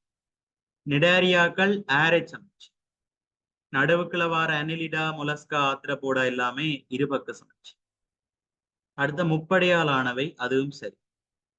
நிடாரியாக்கள் மட்டும்தான் இருபடை, மிச்சம் எல்லாமே முப்படை. மூட்டுக்களை கொண்ட கால்களை உடையவை, அதுவும் சரி. அப்ப இதுல இயல்பு அல்லாதது 2வது. ஐயாரை சமச்சீர் வந்து எக்கேனோடோமேட்டாக்கள் தான் கொண்டு.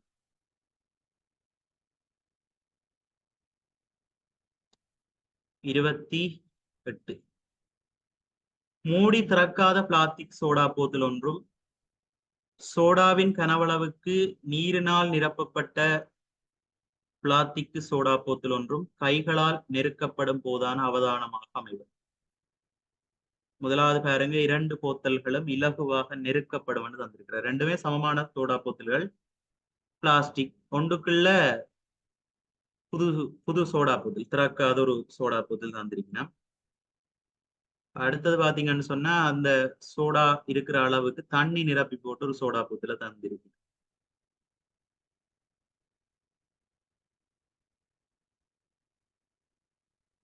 சரி, அதுல திறக்கப்படாத சோடா போத்தல்னு சொல்லிக்க, அங்க உயர் அமுக்கத்துல கார்பனீரொட்சைட்டு வாயு உயர் அமுக்கத்துல அங்க உள்ளுக்குள்ள அடைக்கப்பட்டிருக்கு. இப்ப இதை நெருக்கிறது எங்களுக்கு கஷ்டமாயிடுது.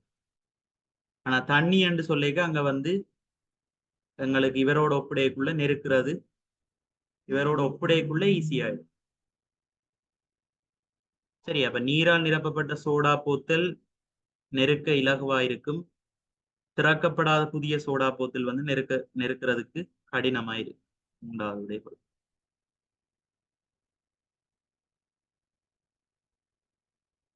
29 பாருங்க. அமாலினி சில நாட்களாக உடல் மெலிவு, அதிக களைப்பு, உணவில் விருப்பமின்மையுடன் காணப்பட்டால் அத்தோடு அவளுக்கு இருமும் போது சளியும் குருதியும் வெளியேறும். அமாலினிக்கு ஏற்பட்டிருக்கக்கூடிய நோய் நிலைமையானது பின்வருவன. சரியா, உடல் மெலிவு இருக்குது, களைப்பு இருக்குது, உணவுல விருப்பமின்மை, இருமேக சளி வெளியேறுது, சளியோட குருதி வெளியேறுது என்று சொல்லிக்க அதுக்கு பொருத்தமான நோய் காசன்.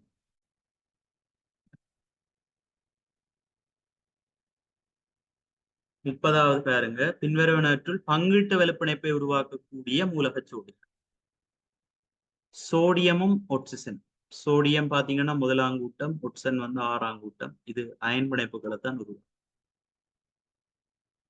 Magnesium chlorine. மெக்னீசியம் 2ஆங்கூட்டம், குளோரின் 7ஆங்கூட்டம். இப்போ பொதுவா முதலாங்கூட்டம் 7ஆங்கூட்டம், அது மாதிரி 2ஆங்கூட்டம் 6ஆங்கூட்டம். இதுகள் உருவாக்குற பிணைப்புகள் வந்து அயன் பிணைப்புகளா இருக்கின்றது. சரியா, மெக்னீசியம் குளோரின், கால்சியம் ஒட்சன் இதுகள் எல்லாம் என்ன அயன் பிணைப்புகளை உருவாக்கும். ஐதரசன் ஒட்சன் இது ரெண்டும் தான் என்ன பங்கீட்டு வெளுப்பிணைப்புகளை உருவாக்கும். 31. வெவ்வேறு திணிவுகளை கொண்ட இரு பொருட்கள் குறிப்பிட்ட ஒரே சம உயரத்திலிருந்து சம நேரத்தில் நிலைக்குத்தாக கீழே விழுகிறது. இவ்விரண்டு பொருட்களும் தரையை அண்மிக்கும் கணத்தில் இவற்றில் எக்கணியம் வேறுபட்டு காணப்படும்.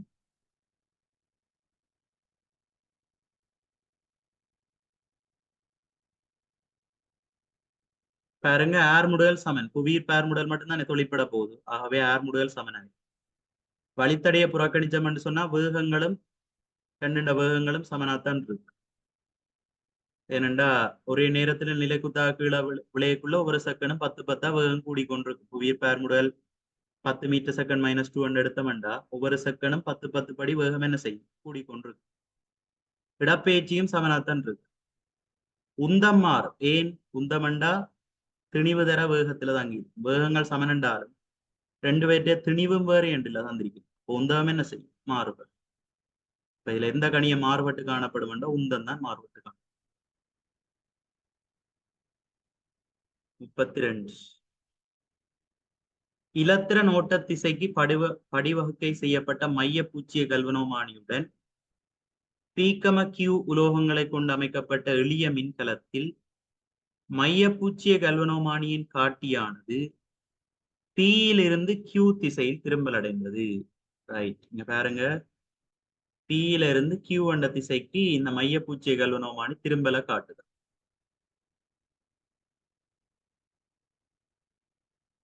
ரைட், இலத்திரன் ஓட்ட திசைக்கு படிவகை செய்யப்பட்டது என்று சொன்னால் இலத்திரன் ஓட்டத்தை தானே காட்டும். அப்ப இங்க இலத்திரன் எங்க இருந்து எங்க ஓட போகுது, பியில இருந்து கியூவுக்கு போக போகுது. இந்த தரவில இருந்து நாங்கள் அந்த முடிவுக்கு தானே வரலாம். பியில இருந்து இலத்திரன் என்ன செய்ய போகுது, கியூவுக்கு ஓட போகுது. இந்த நிகழ்வுடன் தொடர்புடைய கூற்றுக்களுள் மிகவும் சரியான கூற்று. அப்ப P-லிருந்து Q-வுக்கு இலத்திரன் ஓடுதென்றால் P என்ற உலோகம் தான் ஒட்சியேற்றம் அடைஞ்சிருக்கு. ஒட்சியேற்றம் அடைஞ்ச உலோகம் தான் பிள்ளைகள் இலத்திரனை வெளிவிடும். சரி, அப்ப P என்றது ஒட்சியேற்றம். P என்ற இடத்துல ஒட்சியேற்றம் நடந்திருக்கும். ஆகவே P வந்து ஒரு அணு. வார இலத்திரன்கள் வந்து Q அடையும். எனவே கரைசல்ல இருக்கக்கூடிய H2SO4 கரைசல் H+ அயனும் SO4 2- அயனும் இருக்கும். இலத்திரன் என்றது மறையேற்றம். எனவே H+ அந்த இலத்திரனை ஏற்று H2 கேஸ் இந்த இடத்துல எங்களுக்கு வரும். சரியா, Q என்ற இடத்துல H2 கேஸ் எங்களுக்கு வரும். மற்ற இது வந்து ஒரு கதோட்டாக தொழிற்படப்படும். மற்ற P வந்து ஒட்சியேற்றம் அடைகிறபடியா Q-வை விட P இந்த தாக்குதிறன் கூடவா இருக்கு. மற்ற இது கரைகிறபடியால இலத்திரன்களை வெளிவிட்டு கரைகிறபடியே இது மறை முடிவிட, இது வந்து நேர் முடிவிடமா தொழில். இதை வச்சுக்கொண்டு சரியான கூற்றை பார்ப்போம். முதலாவது பாருங்க, P கதோட்டன்னு தந்திருக்கணும். P anode. Q-வில வாய்க்குமிழிகள் வெளிவரும் என்று தந்திருக்கணும். அது சரி, Q-வில தானே வாய்க்குமிழிகள் வெளிவருது. அது சரி. தாக்க வீத தொடரில் Q மேலே காணப்படுகிறது. பிள்ளை P தான் ஒட்சியேற்றம் அடையுது. அப்ப அதான் தாக்க வீத தொடர்ல மேலே இருக்கு. P நேர் மின்வாயா. பிள்ளை ஒட்சியேற்றம் அடைகிறபடியா இலத்திரனை வெளியிட்டு ஒட்சியேற்றம் அடைகிறபடியா மறை மின்வாயாக தொழிற்படும். Q சார்பாக P மறை மின்வாயாக தொழிற்படும். எனவே நேர் மின்வாய் என்ற அந்த கூற்று பிள்ளை. அப்ப சரியானது 2.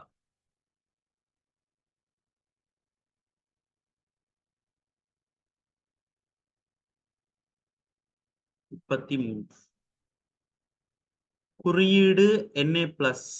அதன் அணுவன் திணிவன் தந்திருக்கணும் 11 23. அணுவன் 11 திணிவன் 23. காட்டப்படும் அயனின் கருவில் காணப்படும் மொத்த ஏற்றம் பெற்ற துணிக்கைகளின் எண்ணிக்கை எவ்வளவு? அயன்ற கருவில காணப்படுகின்ற மொத்த ஏற்றம் பெற்ற துணிக்கை அண்டைக்குள்ள புரோத்திரனுக்கு நேரேற்று, நியூத்திரனுக்கு ஏற்றம் இல்ல. அப்ப நியூத்திரன் ஏற்றம் பெற்றதுக்குள்ள சேர்க்கலாம்.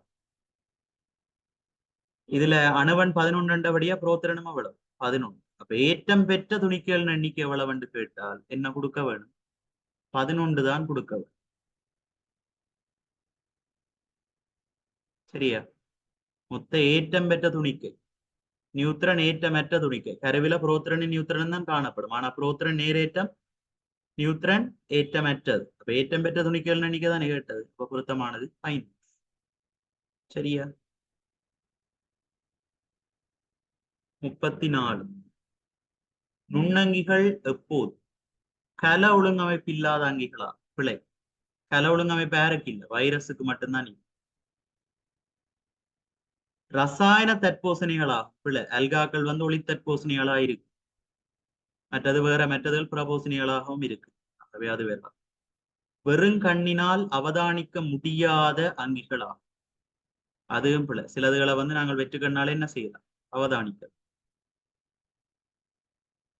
அடுத்த பாருங்க, பல்வேறு சுற்றாடல் நிலைமைகளுக்கு வாழ வெற்றிகரமாக இசைவாக்கம் அடைந்தவையா? அது சரி. இப்ப சாதாரணமா நாங்கள் வாழ்ற வழி, நீர், தோல்ன மேற்பரப்புகள் இது தவிர நாங்கள் வாழ முடியாத பல்வேறுபட்ட சூழல்களையும் வாழக்கூடிய மாதிரி இருக்கு. எனவே அது தொடர்பா சரியான கூற்று 4. இந்த கேள்வியை பாருங்க பிள்ளைகள். படத்தில் காட்டப்பட்ட பொருளானது கிடையான கரடான மேற்பரப்பில் ஏயில் ஓய்விலிருந்து ஆரம்பித்து புள்ளி B-ஐ அடையும் போது பொருளின் வேகம் கேட்டு. சரியா, பொருள்ன இடப்பெயர்ச்சி தந்திருக்கு S10 மீட்டர். பொருள்ன திணிவு தந்திருக்கு M கிலோகிராம். பொருள் இந்த பிரியோக விசை 50, உராய் விசை 30 தந்திருக்கு. நம்ம அப்ப அதை வச்சுக்கொண்டு விளைவு விசையை நாங்க காணலாம். இப்ப கேட்டது பொருள்ன வேகம். இப்ப எனக்கு நேரமும் தெரியாது. இதை வச்சுக்கொண்டு F(ma) பயன்படுத்தி ஏர் முடுதலை காணலாம். ஆனா நான் நோமலா செய்யற சமன்பாடுகளை பயன்படுத்தினேன்டா என்னால இறுதி வேகத்தை காணிடாது. எனவே இதுக்கு ஒரு எளிமையான மெதட் இருக்கு. பொருள் இயக்கத்தை ஆரம்பிக்கிறது பிள்ளைகள் 0 ஓய்வில இருந்து தொடங்குச்சு. அதனால இந்த பொருளை வந்து நான் 10 மீட்டர் தூரம் நகர்த்த போறேன். அப்ப பொருள்ல ஒரு வேலை செய்யப்படும். பொருள்ல செய்யப்பட்ட வேலை அவ்வளவும் அந்த பொருள் இயங்கைக்குள்ள அது அவ்வளவும் இயக்க சக்தியாக மாற்றும். சரியா, பொருள் வேலை செய்யக்குள்ள அதுல செய்யப்பட்ட வேலை அவ்வளவும் இயங்கைக்கு இயக்க சக்தியா என்ன செய்யும்? மாற்றப்படும். அதை பயன்படுத்தி நான் பொருள் வேகத்தை காண. ஏன்னா நீங்க ஆரம்பத்துல ஓய்வண்டு தானே இருக்கு. ஆரம்பத்துல ஓய்வண்டபடியே ஆரம்பத்துல இயக்க சக்தி பூச்சி. இப்ப நான் பொருளை கொண்டு ஒரு வேலை செய்யக்குள்ள இந்த பொருளை வந்து 10 மீட்டர் தூரம் நகர்த்தைக்குள்ள அதுல செய்யப்பட்ட வேலை அவ்வளவும் இந்த இடத்துல பொருளுடைய இயக்க சக்தியாக சேமிக்கப்பட்டது. இப்ப அதை வச்சுக்கொண்டு கண்டுபிடிக்கலாமே இல்லையா? கண்டுபிடிக்கலாம். இதுல பொருளுடைய வேலையை காண்றதுக்கு விசை தர விசையின் திசையில் பொருளா சேர்ந்த தூரம். விசை எவ்வளவு? விசை பாருங்க, பிரியோ விசை 50, உராய் விசை 30. அப்ப கழிச்சா விளைவு விசை வரும்.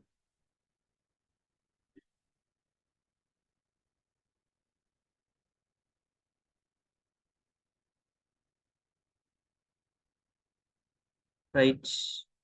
பொருள் நகர்ந்த தூரம் பாத்தீங்கன்னு சொன்னா 10 மீட்டர் தூரம் நகர்ந்திருக்கு. அந்த விசையை பயன்படுத்தி 10 மீட்டர் தூரம் நகர்ந்திருக்கு. அதாவது பொருளுடைய இயக்க சக்தியா சேகரிக்கப்பட்டிருக்கும். இயக்க சக்திக்குரிய சமன்பாடு அரை mv வர்க்கம். எம்முக்கு பதிலா 4 கிலோகிராம், வி வர்க்கம் தான் நான் காண வேண்டும். எனவே சுருக்கினா ஈட்டன்னு 4, 50ல 30 போனா 20, 20 தர 10, 200 வரும். 200 சமன் 2 வி வர்க்கத்துக்கு சமன். ஆகவே வி வர்க்கத்தை எழுவாய் மாற்றினா 2ஆல பிரிச்சா 100க்கு சமன். எனவே வி வரும் எனக்கு 10 வரும். 10 மீட்டர் பெர் செகண்ட். அதாவது இந்த இடத்துல எவ்வளவு வேகத்தை அடைஞ்சிருக்கும்? 10 மீட்டர் பெர் செகண்ட் வேகத்தை அடைஞ்சு. சரியா? 2வது விடை பொறுத்து. மற்ற சமன்பாடுகள் எல்லாம் சரி வராது. இப்ப சராசரி வேகத்தை கண்டு நேரத்தால பெருக்கி இடப்பெயர்ச்சியை காணலாம். அதுக்கும் எனக்கு வேகம் வேணும், நேரமும் வேணும். அப்ப நான் இந்த சமன்பாட்டை பயன்படுத்தினாத்தான் செய்யலாம். சரியா? பொருள்ல சேகரிக்கப்பட்ட பொருள் என்ன பொருள்ல செய்யப்பட்ட வேலை அவ்வளவும் இயக்க சக்தியாக மாற்றப்பட்டது. அதை பயன்படுத்தி செய்யலாம்.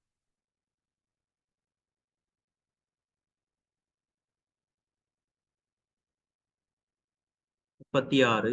250 வோல்ட் 500 வாட் மின்குமிழ் பியும், 250 வோல்ட் 200 வாட் மின்குமிழ் கியூவும் 250 வோல்ட் மின்முதலுக்கு குறுக்கே சமாந்தரமாக இணைக்கப்பட்டுள்ளது.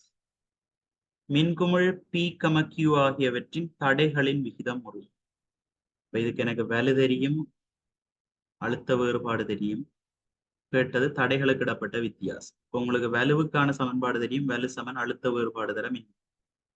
இதுல தடை தொடர்பாக கேட்கப்படுறபடியால இப்ப நான் பி சமன் வி, ஐக்கு பதிலாக வி ஓவர் ஆர் என்றதை பயன்படுத்தலாம்.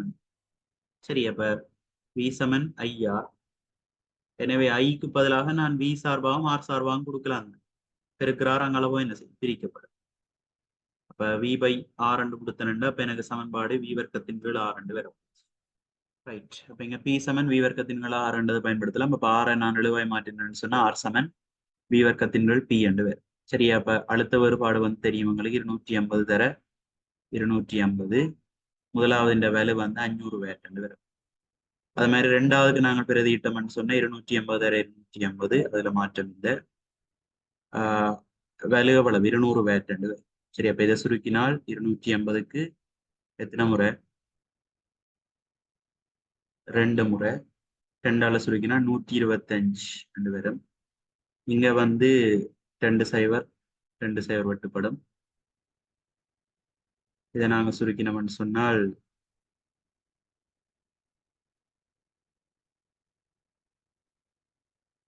12.5 தர 25 வரும். சரி, அப்ப 125க்கு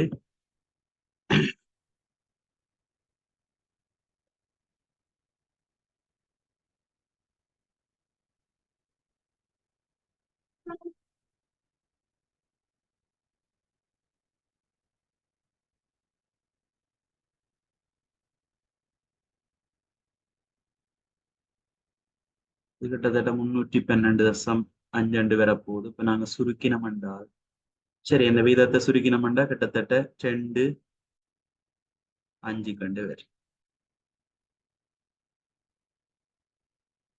சரி, அப்ப 3வது விட பொறுத்து. படத்தில் காட்டியவாறு நிலைக்குத்தாக அமைக்கப்பட்ட ரசப்பேரமானினது ரசநிரல் மட்டங்களுக்கு இடையிலான நிலைக்குத்து உயரம் 76 சென்டிமீட்டர். 76 தந்திருக்கிறோம். குழாயை மெதுவாக சாய்க்கும் போது ரசமட்டங்களுக்கு இடையிலான நிலைக்குத்து உயரம்.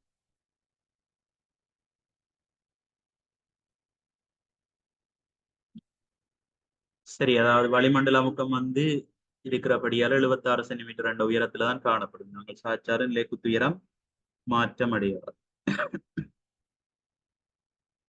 38 பாருங்கோ. கடதாசி தளம் ஒன்றுக்கு செங்குத்தாக வைக்கப்பட்டுள்ள நேரிய கடத்தி ஒன்று.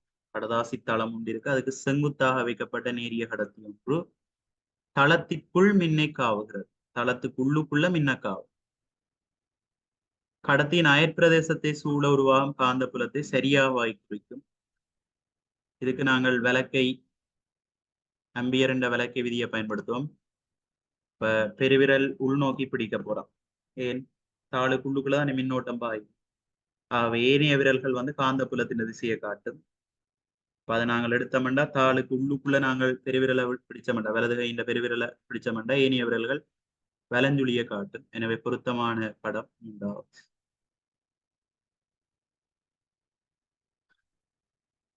39 நைதரசன் வட்டம் தொடர்பான சரியான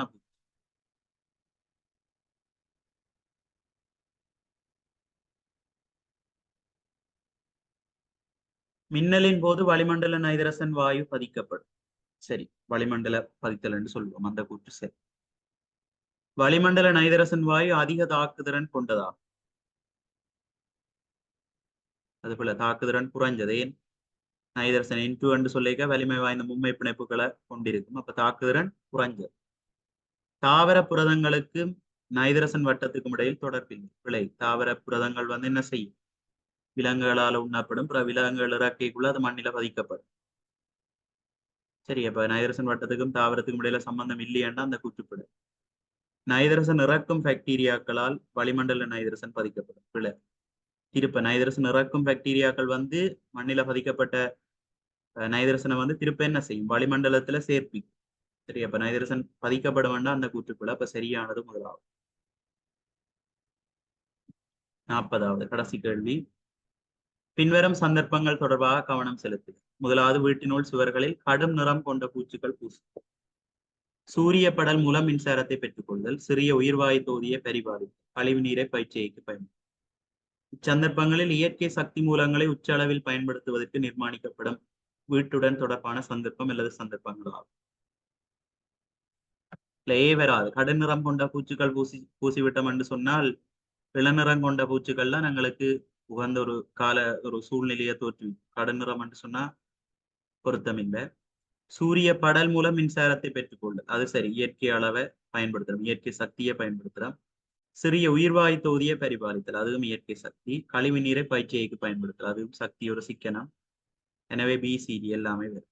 வராது. தவிர பிசிடி வரும்.